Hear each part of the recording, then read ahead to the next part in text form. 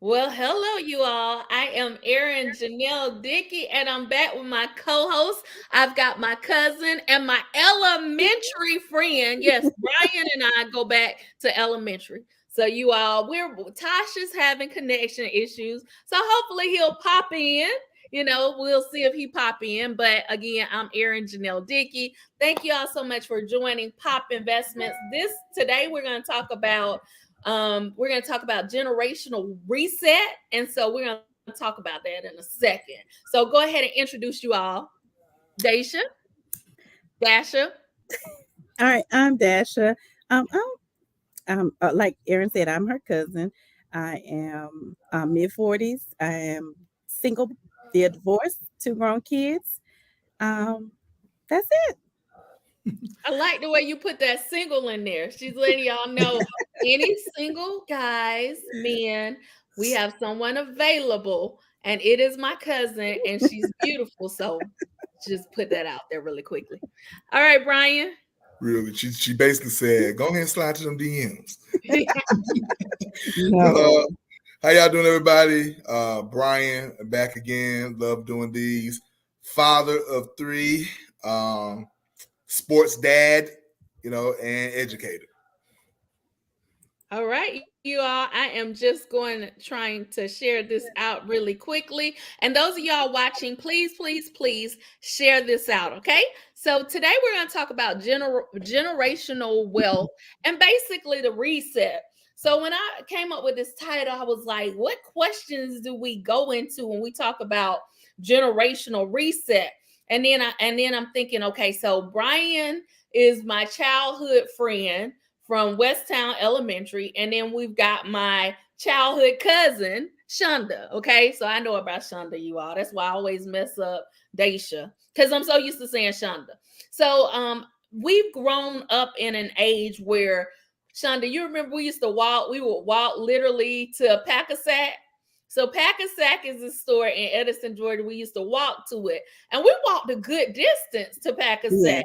Yes. But we walked to the store, and I'm from an age where just getting a bag of potato. See, y'all see, I'm saying Yep. potato chips. Getting a bag of potato chips and a soda was like the world to us. And But it now was we have so many resources, and even our kids have so many resources where there is really a generational wealth reset, and we have so many resources that are available for us. So tonight we're going to talk about Shonda. I want to talk about traveling and also Brian because I know Shonda, you travel since her girls are in college or her young ladies are in college. She's done a lot of traveling. And when I was growing up, when I started to think about it, there weren't many people that traveled the world. Like my grandparents didn't travel the world, but now we have so many resources where we can travel, we can invest in stock and cryptocurrency. You all, this is Pop Investments. So I just want to talk about that. So when we talk about generational wealth reset, what comes to mind, Brian? I'm gonna start with you, Brian, and then I'm coming up to you, and we'll just get this conversation started. So when I think about generational wealth, I'm thinking about assets that you have accumulated or your family has that could be passed down from from you to your kids and then eventually down to your kids' kids.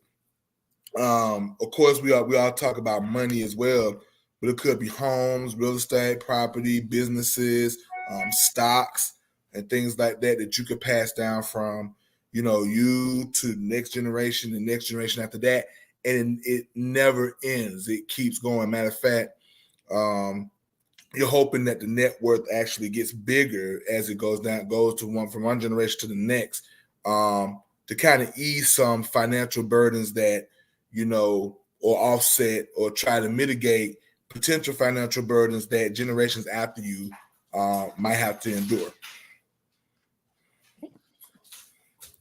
Shonda? and to add with that, Brian, when Aaron said the reset, we're all aware of the monetary and materialistic things. But I think we need to do that generational wealth reset when it comes to integrity, characteristics, work ethics. Letting, because I see now with a lot of this new generation, they want titles, no responsibilities. They want positions, but they don't want to work for it. It's like the entitlement of everything should be given to them. No one wants to work for it. So I think that is part of the reset, as well as the mental health issues. Because back in the days, nobody talked about, going to therapy or whatever. And I think that is an integral part of our generational wealth reset. Woo, woo. You already started, because that's one thing I wanted to talk about, because everything does start in your mind, right? So since you went on and brought that up, let's talk about it. Like you said, the generational reset of your mental health. And I think now we're more vigilant of our mental health. So let's talk about that, like resetting your mental health. Go more in detail for me. Um, I'm noticing with the young generation, there are some things that they just can't help. Like you said, we were able to walk to the store at any time, and we didn't have all these things to worry about. But now, with social media, everybody is comparing themselves, their lives and everything to someone else, and that plays a big part into mental health, because they don't feel like they meet a certain standard based on the likes, the views, the influencers, and all of that. um and the fact that we feel like we're crazy if we don't understand things. Everybody back in the day had that one person that, that's just them, they just crazy. But they actually had mental health issues that we just wouldn't do, or get help for. It's okay not to be okay. Back in the day it was pray about it. Okay, you pray about it, but you need somebody else there with God as well. So I think we need to tap into that, because a lot of people don't know how to handle life, as for mentally and emotionally. We see the emotional part with our boys and our girls, with the abuse, staying in toxic relationships, and different things, because they don't see that, or it's like, how can I deal with this? How can I be by myself? Because we're not teaching them. I'm not going to say we're not teaching them. We've gotten away from loving ourselves before we love or give love to someone else. Yeah, and one of the things that I'm seeing too, though, is really disturbing on that tip is we even see things like women getting murdered just because they turned a guy down or they broke up with a guy. And these are things that, not that we haven't seen these things before, but the prevalence that they're occurring these days has been a bit alarming and disturbing to me. Um, the One of the issues is that I think the generation before us was, when they were coming up and they were children, weren't taught how to allow people to be human. I think that a lot of what we do these days is we try to over church things, in our community. We're a little too churchy with how we respond to people who have these issues, and a bit dismissive and intentionally ignorant to the depth of these issues. And I think that a lot of times people be like, oh, that's just them, well, can we try to work with them, to try to give them some better coping mechanisms? We understand there are some people with some real serious mental issues, who have schizophrenia, who are bipolar. What I'm speaking more towards is people who have real trouble just coping with life's, I guess, rejections and things like that. You go through a tough time in school. Are you gonna all of a sudden just throw it all away when we jump off a bridge? She left you. You about to go kill her and all her new boyfriends. Like, how can we allow people to be human and then teach them how to cope with whatever it is that at the time seems to be so bothersome to them or seems to have them stuck. Mhm. And I agree, because that's one thing. I was watching a town hall, and I put a town hall on. If you're on the Facebook page, you'll see it. But I put the town hall of Atlanta. I think his name, because not I forgot, Raheem. I think Mayor Raheem of South Fulton County. They did a town hall with Young Dro. And one of the things was telling kids about coping and reacting. And I think with the young people, we live in a world where, like I said, right now, we live in, to me, the best time in the world, because there's so many resources that we have. But then there are so many young people that do need a reset mentally, because again, they don't know how to interact. And like you said, when things go bad, the thing is that what they do is react. So they don't have these coping skills, and there does need to be some type of reset with them. And how do you deal with the mental health? It's a video that's gone viral where a young lady, there was a teacher, and she jumped on the teacher, and they said, and I don't know, allegedly, the teacher said something to her, she didn't like it, so she reacted. But that's the problem, is we've got to have some type of way to cope. You can't just react in life. You've got to find some coping mechanisms. I think it goes back to that whole, when we were young, teaching conflict resolution skills. Because if I'm, I have this conflict with this person, let's say I'm this guy with our boys, our boys were never taught to feel emotions. Our boys were never taught to cry, or it's okay to cry. You're supposed to be hard. But them holding that in has, over generations, has caused this generation that of, if she turns me down, I'm going to kill her. Because I don't know how to handle rejection. They were never taught how to process feelings. They were never taught how to, okay, so she turned me down. How do I get past this? And like you said, they weren't taught how to handle rejection. And then in a world where we see everybody succeeding, like literally everybody in life is succeeding, right? I mean, So on the surface, that may it may appear that way, but a lot of people are really just putting on for the gram. I want to call them emotional scammers. Because also too, let's be real. I'll be honest with you. And I'm just based on observations of people that I've dealt with and talked to. A lot of times that's just subterfuge and a cover up for whatever pain they're masking. These same people that are taking trips don't like their spouses. These same people who are buying these bigger houses, getting these bigger cars, don't like their kids, or their kids don't like them, or they're not really nurturing or loving to their kids. So my thing is, a lot of the subterfuge, and one of the things, it may appear, man, they making more money than me.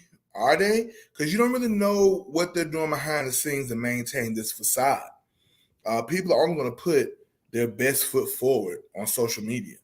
And so one of the things that I want everyone to stop doing is the comparison game, because comparison is the enemy to great. Like I want to be able to look and see that someone that I know had a nice trip to Dubai and be like, you know what, man, that's really nice for them. I'm happy that they got that opportunity. Not, oh man, they doing better than me. What am I doing? Well, I gotta do something different. I gotta do like them. Like, we gotta stop that, because what happens is that, then you go out. I'm gonna use a chain analogy. I'm gonna go out and have a nice big chain, and then I see someone with a bigger chain. Now I think my chain ain't spit. But the truth of the matter is, my chain's actually all right. So they got a bigger one. Good, that's good for them. But my chain I got is a really nice chain too. Mm-hmm. And it's nice for me. And we gotta learn how to be content and satisfied in where we are. Because that's the only way God's gonna bless us with more anyway. Is that once you learn to be content with what you got and a good steward over it, then the rest is gonna come. You just gotta, do your thing. Yeah. With that, Brian, I want to add, what you're saying, they're showing all these great things, But like I've always told my children, they may have nice things, but you don't know the hell that's going on behind it or that comes with it. Now, will they share? Oh yeah, I may have went to Dubai, but when I come home, my lights off. Will they share that? No. You're just gonna see, oh, they went to Dubai. Are you going to see they went to Dubai, but when they came home a month later, their car was repossessed? They don't show that. So you have to look at those things like, okay, and like you said, some of it is to cover up something. Mhm. Some people, yes, we have a love for travel, but then like Brian said, what are you running for? Some of this glam and glitter is a cover up or something they're running from. It may not necessarily be a bad relationship. It may not necessarily be a bad home. It could be that they don't love themselves or the world that they're in, that they have to leave and go somewhere else. Or deep down they're lonely because they surrounded themselves with superficial people, and they feel like they have to continue to do these things in order to feel accepted to be a part of that clique or that group. I agree. And you are so right when you say surrounded by superficial people. One of the things that I said I was going to make sure that I did on my platform, my digital footprint. I like when you said that, Brian. So I've been thinking about that all the time. In fact, talk kids about the digital footprint and what they put out on social media. But one of the things that I want to do is because I am like, I do motivational videos, but I also want to let people know that every day isn't a good day. So it's okay to not feel okay. Now I'm not going to sit here and put all my business out on social media, but if I'm having a bad day, I'm having a bad day. During Christmas, one of my friends, she was like, you was crazy. You actually put the Grinch. Well, that's how I felt during Christmas. I mean, literally, like the storm came and then we had like a little power outage, and so we didn't have lights for Christmas Eve or Christmas Day. So I was feeling like the Grinch. It was a chain of events. Then my mom's sister had passed. It was just a lot of things that happened. So sometimes we have to I want to be transparent where people don't always say, yes, I do believe in a positive mindset. I believe that generational wealth starts with your mindset, because in your mind, that's when you change things and change your habits, you change your lifestyle. So I do believe in that, but I also want to make sure people understand that I'm human as well. And yeah, I wear a smile a lot and I produce a lot of positive content, but we all go through things.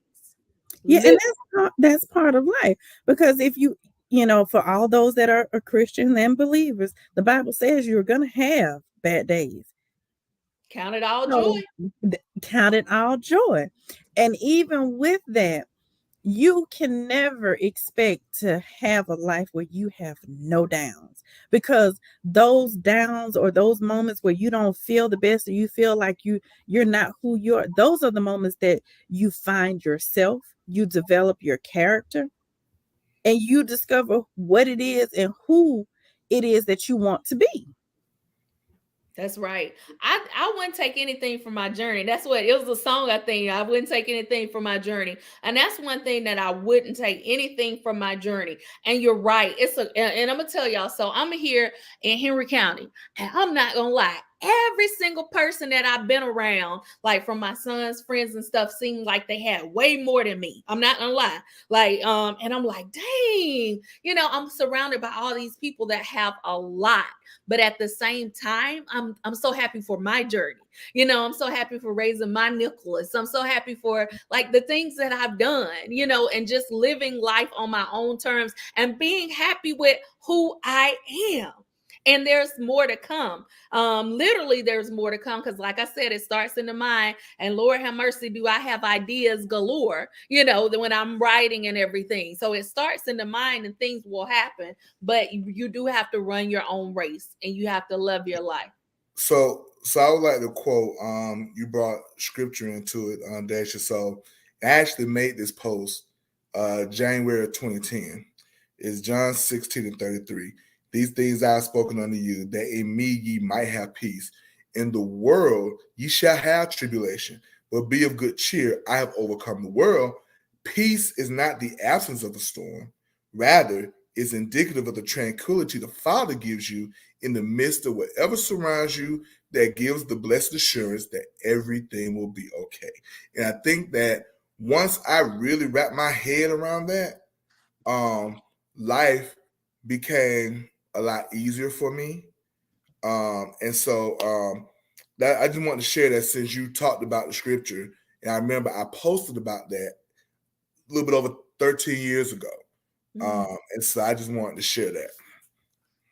And someone needed to hear that. Someone's going to hear that. And we have to, sometimes, we've become, and we're going to talk about like all the resources that we have, but sometimes we've become this technological society and people, and we have so many resources, like I said, that sometimes we forget to lean on the Bible, and we forget to lean on that word, because everybody does have all these resources. So, there's some people that don't believe in God anymore because they end up with all the resources and they forget who gave them that. They forget that. Yep. And even with that, one thing that I've learned on my journey altogether is, people think or seem to think that Christians are perfect. They haven't done anything, but to show that I've been here, I've done this, that opens a door to someone actually, following Christ. Because I've always said, you meet people where they are, but don't judge them for being where they are. And that's key too. That no judgment zone, that no judgment factor is very key. It's the same reason. I mean, that judgment thing is key because you'll have people who will confide and tell a stranger what's wrong versus the people around them, because they're afraid that the people around them are going to use whatever they told them against them in some kind of way down the line. Yeah. I mean, because people do. And I found that people are very judgmental. I mean, I hate to say it, but there are a lot of people that are very judgmental. They look down on people because they don't have sometimes, or they feel like they're not as adequate, don't have the resources, and they look down on people. I've had people look down on me, and of course I don't care, but I've seen it. I've witnessed it. I've been there where people sometimes, Aaron, not to cut you off, but sometimes it's just projection of whatever they got going on. Maybe they feel inadequate in some sort of way, so they project that on you. So, for example, I've always been a healthy cat, but I've always been cool with who I am. I've never been bothered by my weight, or when folks used to tease me growing up, I didn't care. And so one day I had a friend hit me up, and I had gained some weight. This is about 20 years ago. They came to see me when I lived in Jacksonville, and they were just like, "Oh my God, man, you need to lose some weight, blah, blah, blah." And he says to me, "And I can tell you ain't happy." I said, "Well, who you looking at?" I said, "Let's be clear on something, because this person used to be overweight, then they lost weight." I'm like, "Bro, the weight was always an issue for you. It was never an issue for me. I've always loved who I was, whether I was small or big or whatever. Now, can I be healthier? Absolutely. But I've always been cool with who I am, and the weight is just part of it. You know what I'm saying? I could definitely be healthier, but I was never in my life tripping off of that. But that was him projecting his stuff onto me. So, I was just like, eh. So sometimes, Aaron, it might not be that they think they're better. They might not feel they're good enough either. So they project that onto you so they can make themselves feel better about it. Or it's a smokescreen for them to hide, whatever they're struggling with. It's kind of like people who might be homophobic, but the truth of the matter is that's their internal battle too.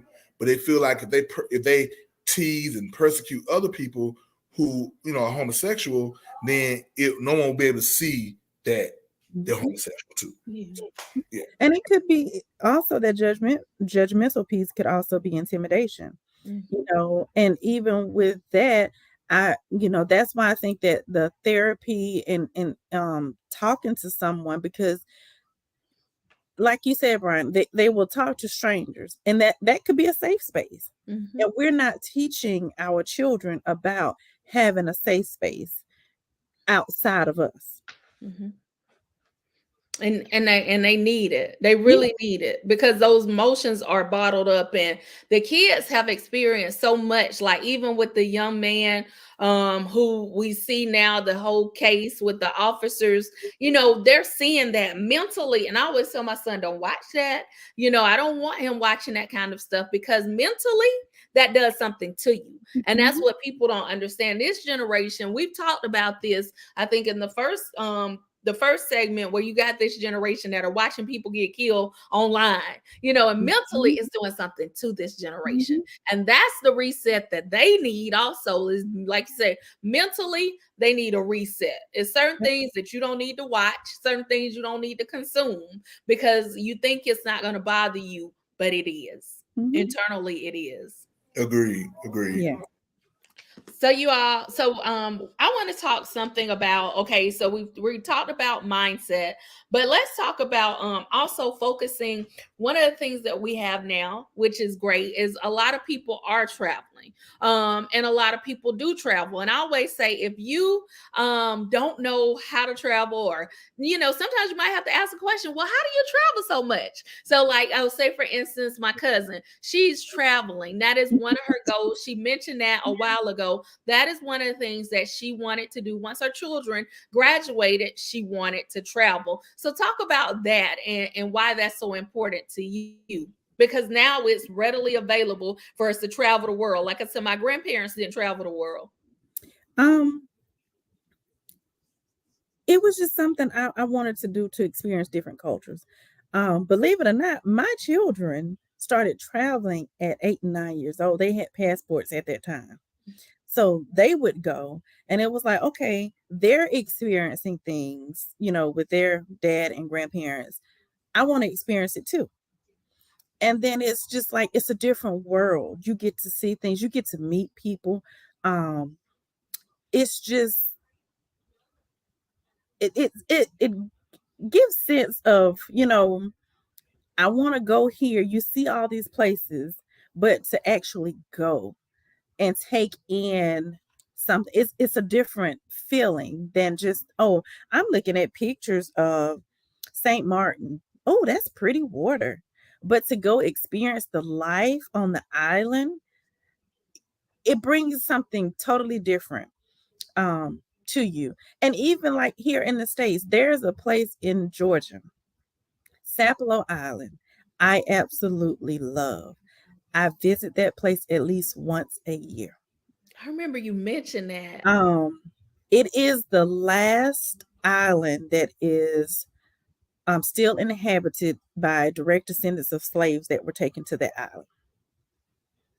And just to get there on that island, to be on the beach, it's so serene and peaceful. It's something you just cannot explain, to just sit and think, okay, I'm standing in a place that my ancestors stood. Yeah. I'm standing in the tobacco fields that my ancestors worked. It's just something totally different. And I want that. You read about different things. And now with this whole thing about, not wanting to teach all of this, how are we going to learn it? Right. Will you put that in when you get a chance? Will you put that in the chat so we can know? You call it, what is it called? Sapelo Island. Okay, It's like Sapelo. 45 minutes south of Savannah, Okay. near Yeah, Darren, Georgia. put that in, because like you said, again, being able to see like where we come from, where we are now. It's a big difference, you all. I'm so grateful to have experienced living in the 1980s, being born in 1980s, and being able to come all the way up to 2022 and keep going. Yeah. God willing. And when we were growing up, we saw the movie Predator, right? We talked about, that movie. Traveling, I got to experience being in the same jungle where they filmed that movie. Wow. So, it's different things that you get to see and do, connect with your, oh, I saw this on TV, but now I get to really go see it. And I think traveling is good for everyone, just because you need to get out of, by you, I mean the universal you, or I'll just say people in general need to get out of the regional mindset of where I live and how we do it here is the standard. You need to get out more so you can open your minds up and learn something else and learn some other cultures, because there's something you could take away from that you can incorporate into your daily life that will help you have more peace and, more peace about yourself and about your life. And then you won't be so reactive to things, if you have those experiences. Yeah. So, and I think, like I said, again, that's something that I think our generation has reset. And I think that's good. Again, when we talk about mental health, just being able to get away, like this, after Christmas, my son had a tournament in Tampa. And so we went to Tampa, and then we went to the beach, and just being able to be near that water, and just being in a different place. And we were there, and just being in a different place was a reset that I needed, because of course there was so much turmoil during Christmas, and I was excited just to be in another space. And one of the things that I have not done is I have not traveled internationally. So that is something that I have to look forward to, is traveling internationally. In a couple months, I will have a graduate. So I will be joining you, Daisha, and we will be doing some type of trip. Just, I can't wait to travel internationally. That is going to be fun. And sometimes, listen, I'm not embarrassed to say I haven't traveled internationally, but that gives me something to look forward to. Remember, everybody has their own journey. And that's what I just want to be more transparent, and talk about that. Enjoy your journey. Okay. Did you go to Clearwater Beach? What was it? I don't know what beach we were at. I wonder, is it in my phone? It was a beautiful beach, though. Oh my goodness. And there were some beautiful houses. We saw like these mansions, and I love one of my son's friends, because he was in the car and he was like, I'm looking at my future. Like, he woke up, one of the teammates, he was like, look, we got to look at our future. Because they had beautiful these mansions. We went on this trip, and there were mansions. Tampa is beautiful. We love going to Tampa, in Orlando. We go there frequently.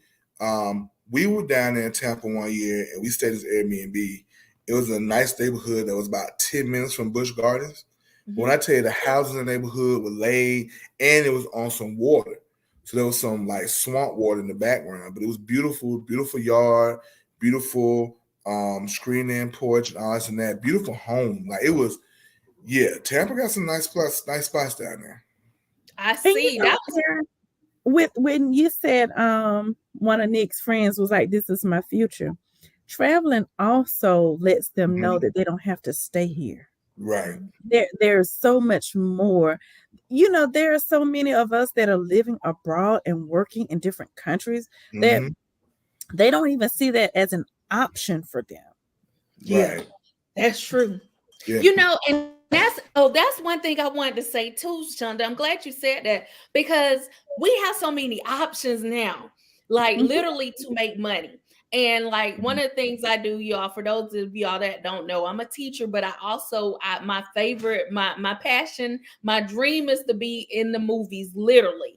And I have been on some movie sets. I can't wait till this movie come out, and I can't tell y'all which movie it was, but I can't wait till it comes out. I didn't have a speaking role, but I was a background actor. But being on set shows me like what type of careers and jobs there are in film.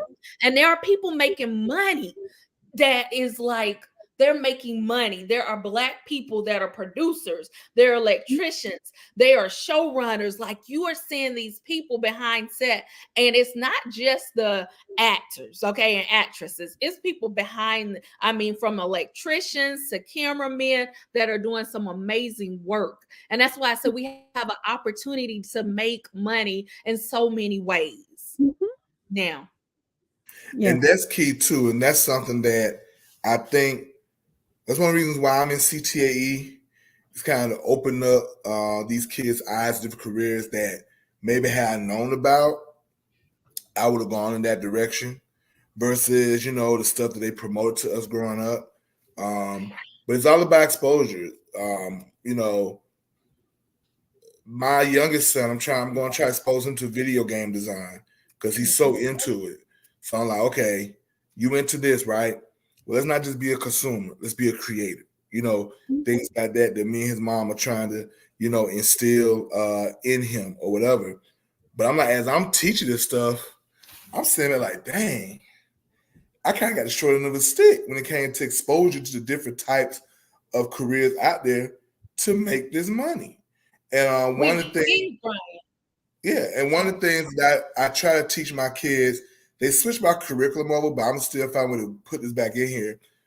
Is a financial literacy series.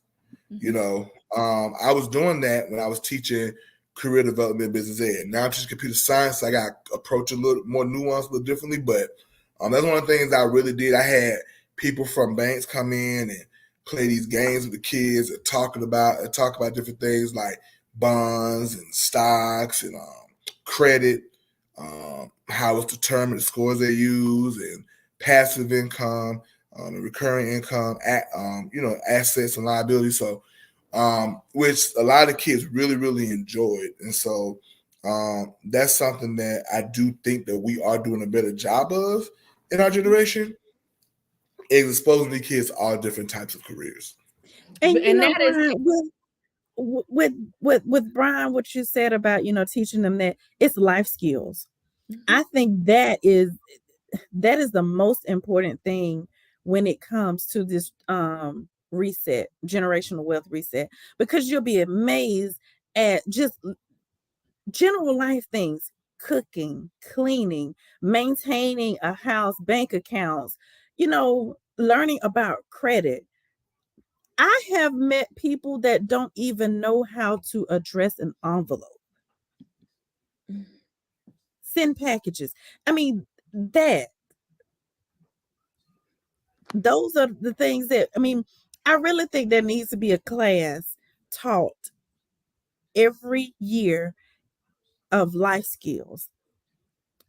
How to do this, how to maintain this. This group that we have with our Church Out Girls mentoring group is called Daughters of Zion. There are different things that, we teach the young girls. And one of the things that we did one year, we did a budget.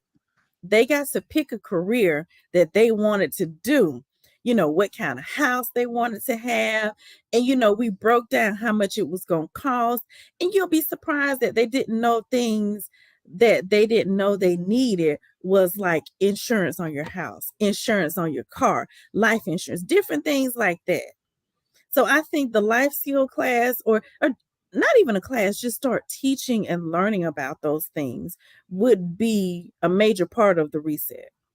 And that is a major part of it, because I'm so upset that I'm grateful for the resources, but learning how to invest. Had I started investing when I was younger, I really, really would have had some money, especially in these companies like Apple and Amazon when they were dirt cheap, which now Amazon completed a split and it is still cheap. It's like $100 a share, which is not bad because it will go up.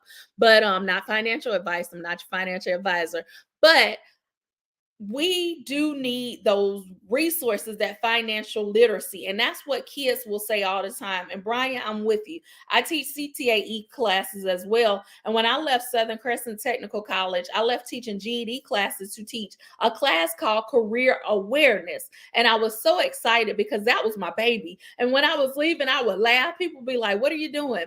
I'll be like, "I'm leaving because I'm going to teach careers." And I wanted to teach careers because that was so dear to me, because I ended up in the wrong career, which ended up in the right career, because our journey is our journey, right? And I've inspired a lot of young kids and youth and everything. So I'm grateful for my journey.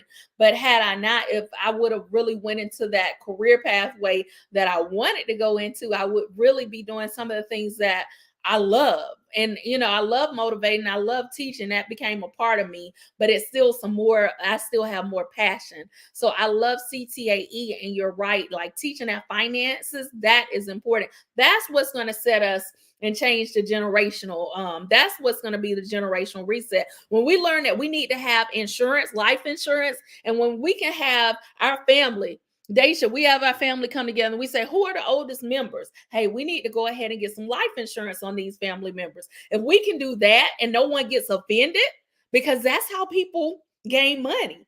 I mean, when you die, somebody can gain money. I don't mind my parents having life insurance out on me, even though I have life insurance. That's not an insult to me. And that's where we've got to get as a culture. Insurance will help us. And I'm not an insurance agent, but I see what it does for other cultures when they get that insurance policy when their grandmother dies. So And let me, see, so and, let me and, say, and even with that, the insurance piece, when they think of life insurance, they think of, oh, I got free money to do this and that. No, you've got to bury them. And even with that, you have assets that are left to you. What are you doing with those assets that are left to you? That's true. right, absolutely. First of all, I'm going to double back for a second. On the comments on both the Facebook and the YouTube page, I put in a link to this activity I do with my kids. It's called Jumpstart Reality Check. Okay. Where I ask them a series of questions about what they want their lifestyle to be like. They ask these questions, and then it generates how much money they need to be making. And then it shows them different careers and the educational time it's going to take to get the training and the degrees or whatever that it takes to be in those careers. Okay. And so that's an eye opener to a lot of my kids. So I put that in here for anyone who's watching it on. You want to do something like this with your children, you can. Truth of the matter is, I need to start doing it with my own kids now that my oldest son's in 10th grade and my youngest son's going to go to middle school next year. But also, too, about the life insurance. So recently, my wife and I was able to purchase a home last year. Congratulations. Thank you. But for a while, we were renting a house, and we was in this house for years. And so anyway, long story short, and I hate to say it like this, but my mother really set me up. When she passed away in 2016, she had life insurance, along with some other stocks that we had that I was able to use and be able to help build our nest egg up so that one, I could do the improvements on her home in order to be able to rent it out, which gives you passive income. And then able to help generate my savings enough, our savings enough to where then we was able to purchase a home. And so you're absolutely right. This was done a lot easier through the insurance that my mom left for me. And now we're able to take that, sort of reinvest it into the family. And in a few years, we're going to start to make some moves. Now that we're homeowners, we're going to start making some moves that's going to set our kids up better. You know what I'm saying? So you're absolutely right, Daisha. And I want to tell you something that you said too, Brian, when you did, show them the careers and different things and how much it would cost and all that. But this is the thing that gets me. And we all know college is not for everyone, but there are trades. And logistics are going to be the way of the world. And we are not giving that option to our children. Shout out to Booker T. Washington. Because it's always, go to college, don't go to a technical school, but just getting one trade. And now that they have it in dual enrollment, you can come out of high school making $80,000, $90,000 a year, and we don't give them that option because we spend too much time. Separatism is real. Elitism is real. Clout chase and status climbing is real, especially in our community. And what we have allowed is we've allowed people to tell our people how we should feel about ourselves. Every time we start, as some of us get to a higher plane, we start thumbing our noses up, and what happened was people were like, oh, y'all need to go to college, because they didn't want people to look at their kids the way maybe some of them were looked at for being poor growing up, right? And the truth of the matter is, our parents, they meant well, but they sent us and propped us to go to college, getting all this debt with no real plan. And so what happens is, you may have a college degree, but you're so in debt trying to pay for it, you actually now, you may have either stayed or went below the social economic status that you had before you went, because they didn't send us with a real plan. So one of the things that we're trying to do with our children is be more intentional about where we send them. And if college isn't for them, then we got to come up with another plan to show them. Because my thing is, in the day, the truth of the matter is proof is in the pudding. You don't really need a college degree as long as you have a trade.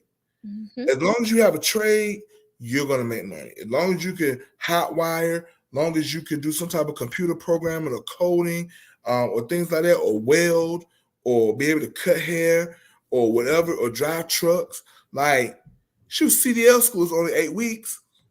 It's only 8 weeks. And then and some colleges have a program where you don't even have to pay for it because the trucking companies need drivers. Yes. And But that wasn't something that was promoted. And I'm not knocking anyone. I'm not knocking college. Obviously, we all went. And it has some benefits for me as I went and got some advanced degrees. However, it was sold to us that was the way that we were able to elevate our economic status. And then everyone could look at us and our parents with such pride. And then maybe that scorn and condemnation that our parents and grandparents had when people who were a little bit more affluent, how they looked at them. That maybe we wouldn't have to feel that. And the truth of the matter is, we should have been sent with an intentional plan. Like, no one really looked at what it was we were great at or good at, skilled or passionate at, to put us in that direction. For example, someone should have pointed me towards sports journalism. Mhm. Because if you ever follow me, and I know it's going to set me to my harm, but baby, ain't much different between me and Stephen A. and them analysts on TV, except the training school they went to. But I could have done the same thing. Mhm. You know what I'm saying? But no one, said that to me growing up, And so now we're in a better position to guide our kids better. That's because really quickly, that's because, like you said, they were taught that this is the route that we had to go in. And it was only these careers that made money. And if it wasn't teachers and nurses and doctors and lawyers, and police officers, that was it. But that's the reason why I love this generational reset, because this generation's like, oh, I can do this, I can do that. I can code, I can do hair. I got one of my friends and we were talking, and she was talking about her students, and she's like, these kids can literally, they can run their cosmetology, and they're young, y'all. They're in high school. I got two of my young ladies, they're twins. They literally work in their mom's shop. They're making money. They know how to advertise. They know how to market. They can literally market everybody on the web. So it's just like they have a lot of skills now, where we were taught you got to have these safe jobs. When I told my people I want to major in film and producing, it's like, you want to major in what? I'm sorry. When I told my mom I was switching my major from accounting, she almost hit the roof. She's like, why you want to do that? I was like, because it wasn't for me. Like, and that's the thing about it is too, you got people who are doing careers and they might make a good little bit of money, but they're so unhappy. Mm-hmm. And that unhappiness breeds itself in how they talk to people, how they treat people, how they're brooding at work, how mean they can be, how mean-spirited they can be. And it shows. And, Brian, when you were saying about, they were taught, this is the path. Let's go back a couple of generations of that time. At that time, civil rights, those were the only options. That was the only thing they knew that they would be allowed to do. And I would say it's more so with this generational reset, it has been a generational evolution over the different generations because of that. Each generation, we learned about different jobs, and, we're getting into those fields and everything. So, of course, with us, our parents and grandparents back in their time, it was, a doctor, a teacher. Teachers were the big thing, you know, because at that time, who was teaching our children? That's true. Nobody was teaching our children. But then the ones that were teaching our children, our children weren't getting everything. And then with segregation, they needed the teachers, our teachers, to teach, because they weren't going in our schools. So teaching was that avenue into making it. Yeah, that's true. That's a good point. And teachers are valuable. And I always say teachers should start off with, we've got to have it where our teachers are starting off with $100,000. No, if we are going to be competitive in this world of technology and coding and computer science and starting your businesses, our teachers are going to have to get $100,000, because you have people that are dedicated to teaching. I see it every single day. There are great teachers, but when you deal with 30, 40, 50 personalities, nobody should have to work a second job. They really shouldn't. And that's true. And especially when, you want teachers to teach, be a father, a mother figure, a mentor, a counselor, spiritual pastor, and then you want them to volunteer to work all these, sponsor all these after school activity stuff for free. And now this is where, some people might not like me, but man, I volunteered, coach football and basketball my first 2 years in teaching, and then I bounced. I said, it's not worth my time. So for me, if I'm going to spend time away from my family, it's going to have to count. It's going to have to be monetary. And people have over the years tried to make me feel bad for thinking that way, but I'm like, but I need to think that way, because if not, these bills going to pile up. I'm going to be, struggling to take care of my family. And how I'm going to come here and teach these kids and try to teach them to be emotional, rational, when I got all this stuff going down inside here. I got to be whole. So for me, I'm just not a bleeding heart. I mean, I love kids and I pour in time and wisdom, but my time outside of work is valuable, and I will be compensated for it, because, if I'm going to be spending time with my family, I need to be compensated for it. And that's a good point.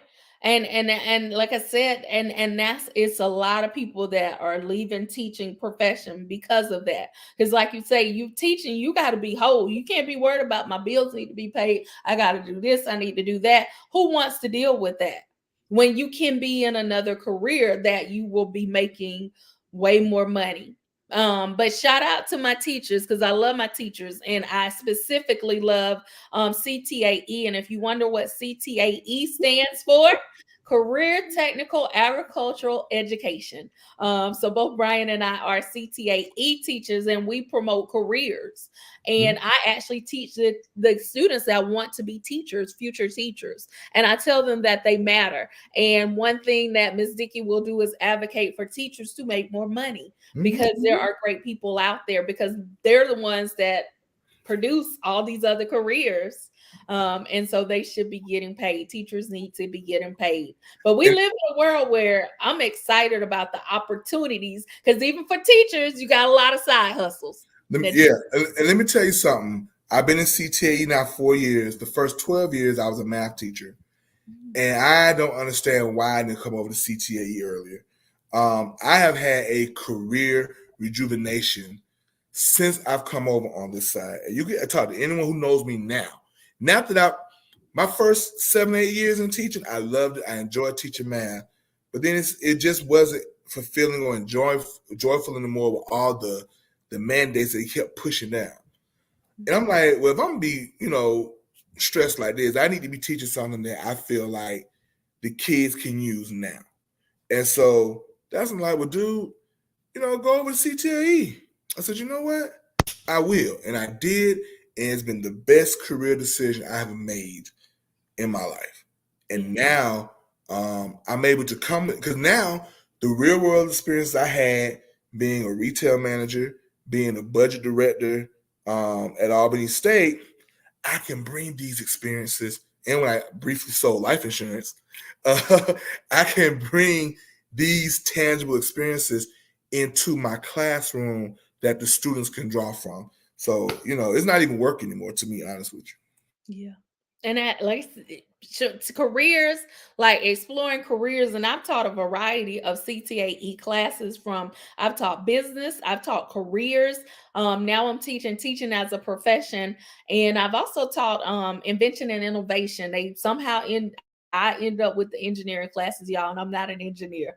But I think they like me because I can find creative ways to research and have the students explore. And I learned there's some brilliant students that could code and might not be doing well in their academic subjects, but they could code. So they could be, these students their opportunities. I rode by yesterday, going to Marietta, and I was like, oh, there's Google. Like Google. I mean, I saw the Google building in Atlanta, and I'm like, there's so many opportunities. And that's the reason why, like I said, it really is a generational reset for all of us. Because like I told my students on Friday, we can do anything we put our minds to. I said, even Miss Dickey can be a millionaire. I said, it's going to take hard work and sweat, but all of us can be millionaires, literally, if we wanted to. It's just how bad do you want it? Do you even want it? Some people don't want to be millionaires, and that's good because everybody has a different way of life. Some people don't want to have millions, and that's okay. Like having a family and providing for your family and taking vacations is great.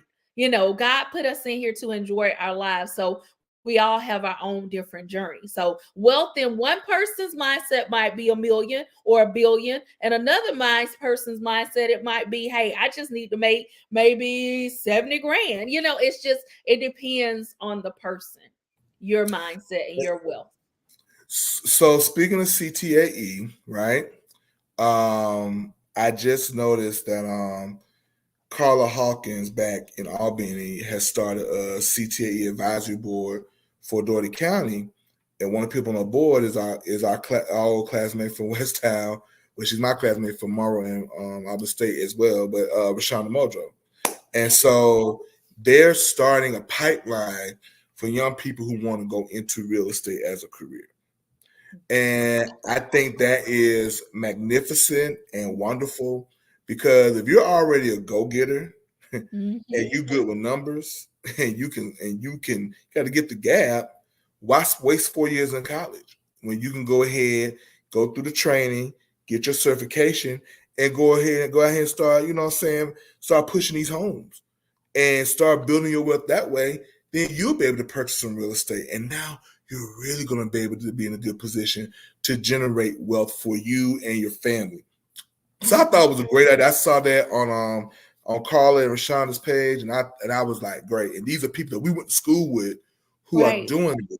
So like you said, I mean, I think our generation is doing a very good job of providing a plethora of options for students so they can find their niche, perfect it, and be wealthy off of it. And that's good, because we've got to own, we want to own the banks. And I know everybody, like I said, doesn't want to be a millionaire. And I don't knock that. Everybody doesn't want to be wealthy. But when you're wealthy, you can help other people. So that's where we can create those banks in our neighborhoods. That's Jay-Z said, I can't help the poor if I'm one of them. That's what Jay-Z said. Hey, we can't put, one of the things I'm gonna tell you, Shonda, one of the things I want in Edison is I need that place to be lit up within our hometown. What? You hear me? Yeah. Like, that's one of the things that I would love for Edison to be lit up, because our hometown, it's dark and we need it lit. Like, there are things like, even in smaller towns, that I think we need resources, and we've just got to come up with them. So we need to get Rashonda, we need to get them on and talk to them.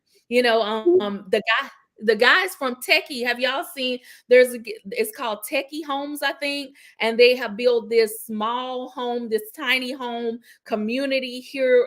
It's in Atlanta. I think it's in South Atlanta. Like, they're building their communities, and that's something that we have to do in order to help the entire community, or reach more of our community. Yeah, so and honestly, now is the time for us to do these things, because I personally feel that there is an attack on all fronts on Black America, especially Black males. And in some instances, when you think about the case in Memphis, using our own to do it. And so I think that is so key right now, because the young kids really, in my opinion, if you talk to them, they really don't understand the value of life and the value of the power that they have to use their life to help life more enriching for other people. And that's really what it's all about. And that's how we preserve our culture. That's how we move forward. We have to go back and start doing these things because the kids are restless, and the idle mind is the devil's playground. And that's what we see it happening in our communities every day, from Albany to Atlanta, Macon, Memphis, or wherever. And it's time we said enough is enough. Mm-hmm. I totally agree, like you said, and the value of life. Understanding, like you said, we can change our life, and we're not just in this world, individually alone. Because sometimes we talk about me, and sometimes I get mad with the me culture because it's all about me, all about me. But we're in this world together, and we're supposed to make each other's experience better together, collectively. So when we can reach when we can reach each other, and when we can do good, like you said, understand the power that we have within ourselves and understand the importance of life, we can make a change. We can. And that just made me brought back a thought from church. The sermon topic was, it's bigger than us. Because that whole about me, I'm doing things because of me, how I feel, whatever. It ain't about me and how I feel all the time. It's bigger than me. It's bigger than us. Mm-hmm. It is. It's bigger than us. And y'all, so it's 9:02. This has been a great conversation, like always. And that's what Pop Investments is about. It's about investing in not just self, because self is important. So it's important that you invest in yourself and your dreams and go after your goals. But it's also important to invest in others, and just Pop Investments is about how can we work together collectively to make each other's lives better. What tips do we have? What are you doing to help? Because we can learn from each other. Like we can learn from Rashonda Muldrow. I'm glad you mentioned her because we can learn from them. I love that initiative, what they're doing. We have people like Tosh who's giving back to the community. So it's a lot of people that are in our communities that are giving back. So we just want to spotlight them. We want to highlight them, and then we want to learn from them as well. That's what it's about. Learning from each other. Be teachable. So I'm going to give you all final thoughts so we can end this live tonight. So what are your final thoughts and takeaways? I pretty much said it. It's bigger than us. I can't just be me glorifying what I do and what I have. The generational reset is gotta be about more than just me, what I can have. We've got to find a way to pool our resources for everyone. Yeah. One of the things I was watching, listening to this guy named Bomani Jones. He's a Clark Atlanta graduate. He's a commentator for a sports commentator and pop culture creator for both ESPN and CNN. And he was just talking about when Martin Luther King won the Nobel Peace Prize. I think it was like $1 million at the time that he got, and how he reinvested every single dime back into the movement. He could have kept some money for himself, but he reinvested every single dime of whatever came with that Nobel Peace Prize back into the movement, which is the seeds that started the stuff he was doing for economic equality that he was working on at the time of his untimely death. We have got to find ways to reinvest into our community. It is not just about money. It's time, resources, knowledge, power. I think sometimes we get into information hoarding, and I think that we have got to find a way to not be threatened by somebody else who might be on the come up. And that's really a really big problem in our community. Whereas we feel that somebody is getting something that we felt that we deserve to have gotten before them. So now we're salty, or now we want to criticize them for not doing nothing for us or doing nothing for our community. When the truth of the matter is, you're just salty because it happened for them sooner than it happened for you. But you should be happy for them, and especially if you're connected to them, then that means that your come up is coming through too. And so we've got to be better, more sophisticated, more strategic with how we reinvest into our community. Because that's really the only way we're going to move with it. And we have to get out of this superficial mindset. We got TikToking. We got to stay off social media as much as we're on, and truly invest and do the work in our communities and make our communities better. When I purchased our home up here, I was very adamant that we were going to stay in the South Fulton area because I want to be in a community where I'm working with our kids, and a lot of people like to run the Cobb or run the Gwinnett, and that's cool. That's fine. You do what you feel is best for you. But for me, the legacy I want to leave is, hey, Brian loved his people. Brian invested in his people. And that's where we're at. So, I just think that we got to find better ways of reinvesting into our communities. I agree.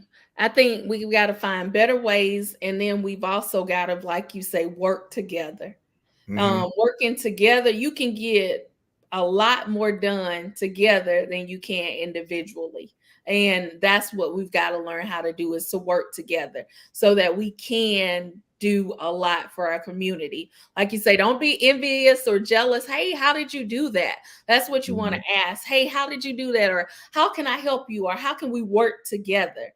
And then we will get a lot accomplished, literally. So we all thank you all so much for joining us in this Pop Investment. And we will be coming back. These conversations, again, are so important, just learning from each other. And we invite anyone that wants to come on Pop Investments, please, please, please, you can inbox me. You can inbox Brian. You can inbox Daisha. Inbox us and tell us, because they are my co-hosts. Yes, I will. There's some people that I want to interview, but also I believe in keeping my people. And so we'll work together collectively and come together and just see how this thing goes. All right. So thank you all so much. So good night. You all have a wonderful night. Don't forget to share this out. You all share it out, please. Well, you know me, I'm a marketing machine. I'm going to put on everything. You are a marketing machine. Thank you so much. All right, y'all. Have a great night. You all too. Good night. It was lovely. Good night, you all.